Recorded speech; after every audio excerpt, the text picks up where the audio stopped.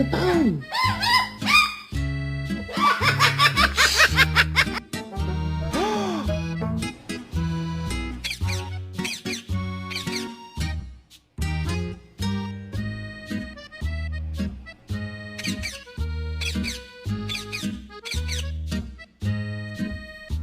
Hi everybody, topic of today is how much sleep does a cockatoo need?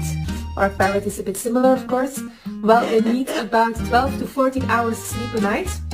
So that's also the main reason why Marnie doesn't have a cage in our living room but in a separate room where he can sleep a lot and where he doesn't have the television noise while sleeping. So that's also very important.